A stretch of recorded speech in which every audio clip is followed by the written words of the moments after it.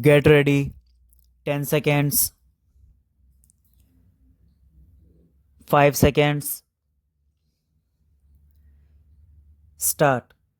Mr. President, when I received your invitation to inaugurate the 39th annual session of the Federation of Indian Chambers of Commerce and Industry, I was somewhat hesitant in accepting it. I was aware that since independence, each annual session of the Federation has been inaugurated by the Prime Minister. This, in fact, was the main reason for my reluctance. These annual meetings are beginning to become almost a ritual, and I am not much of a believer in rituals.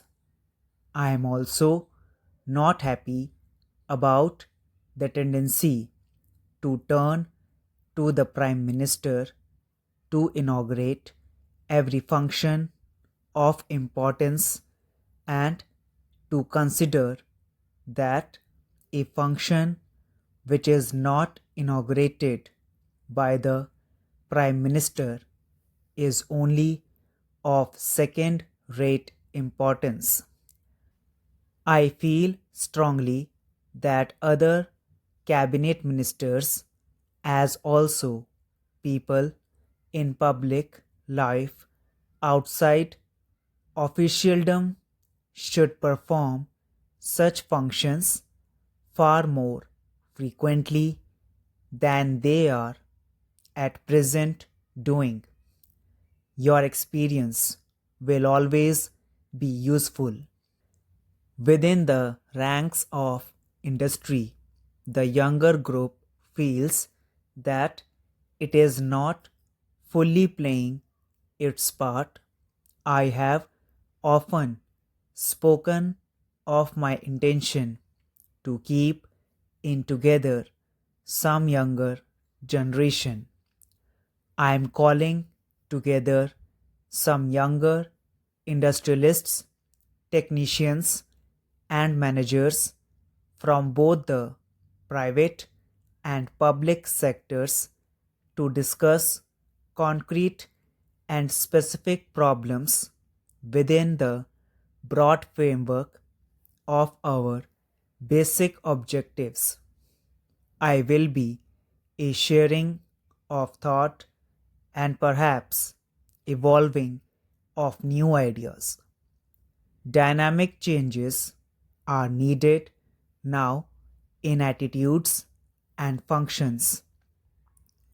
In your address, Mr. President, you have pointed out that India is still a depressingly poor country and expressed concern that we have not succeeded well enough in our effort to reduce poverty and develop our economy. Poverty is indeed the central problem facing us, and it is the way in which we set out to tackle it that we as a nation will be judged. It is a long and arduous battle that we have to wage. It calls for clarity of purpose, for determination, the discipline, the hard work of which we are capable. Slowly and steadily, we shall be building a new and progressive nation in which even the poorest in our country will be able to enjoy a minimum level of living. There will be fuller employment, more widespread facilities of education and health, greater opportunities for youth, and less inequalities of income and wealth. After you had shown so clear a recognition of the challenge of our situation, I was a little disappointed, Mr. President, to hear you suggest that we would be well advised to have a smaller eighth plan.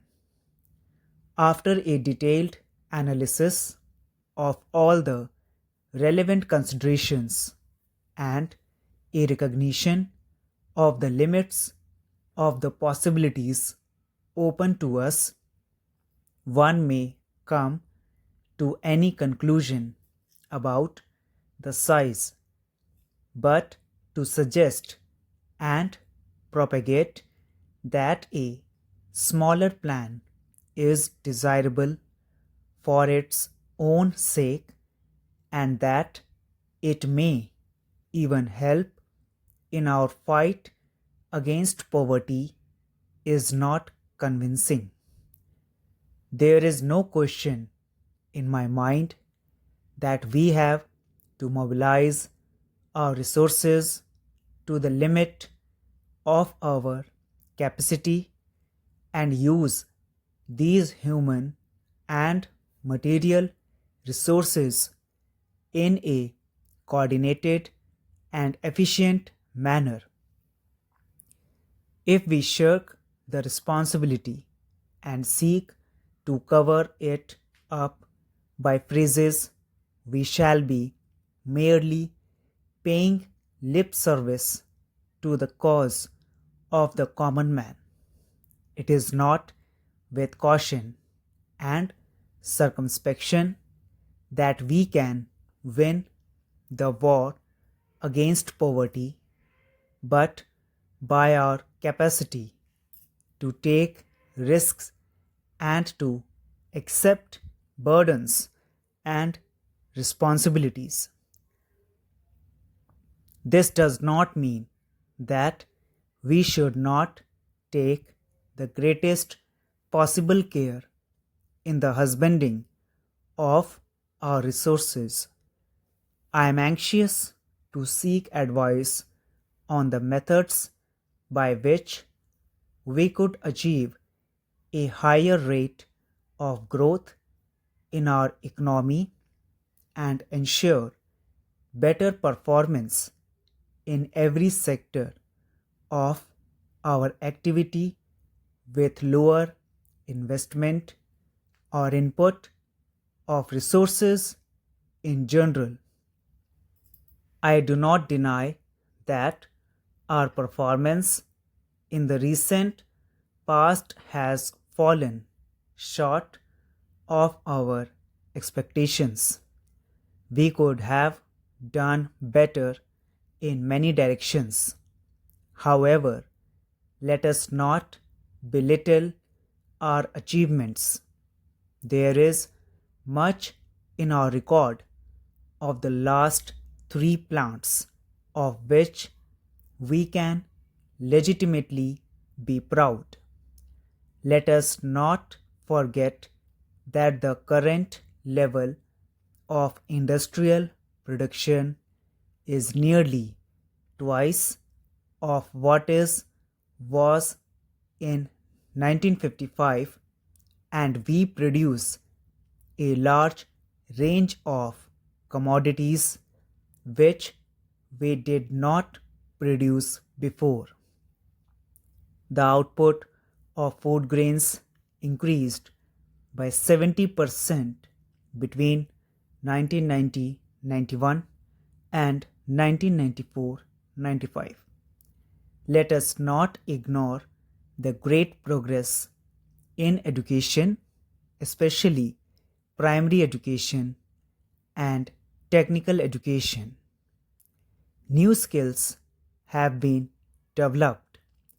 Science and technology are making their presence felt in distant villages. Much of the frustration which exists in the Indian economy today and which you have voiced flows from the fact that the performance of the third plan has fallen short of our hopes. Let us, by all means, learn from our mistakes and attempt to correct them to best of our abilities and resources.